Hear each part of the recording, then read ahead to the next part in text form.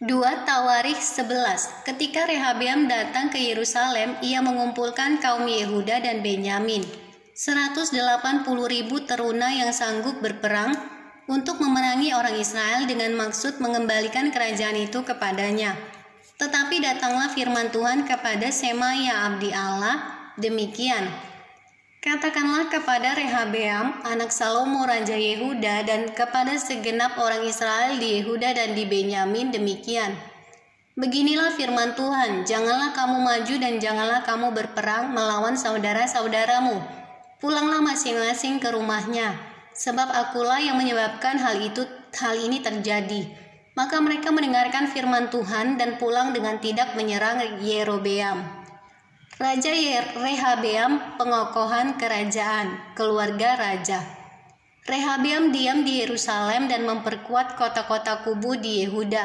Ia memperkuat Betlehem, Etam, Tekoa, Betzur, Soko, Adulam, Gatmares, Zif, Adoraim, Lakis, Azeka, Zora, Ayalon, dan Hebron, yang terletak di Yehuda dan di Benyamin sebagai kota-kota berkubu.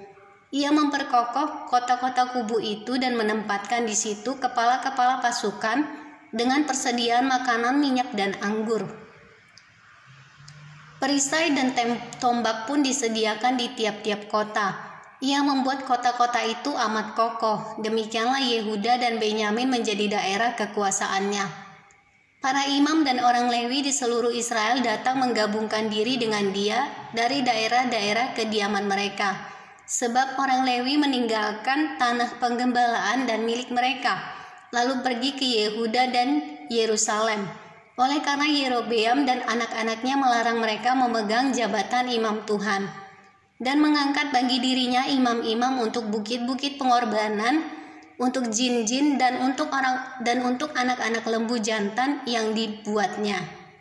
Dari segenap suku Israel, orang datang ke Yerusalem mengikuti orang-orang Lewi itu, yakni orang yang telah membulatkan hatinya untuk mencari Tuhan Allah Israel, dan mereka datang untuk mempersembahkan korban kepada Tuhan Allah nenek moyang mereka.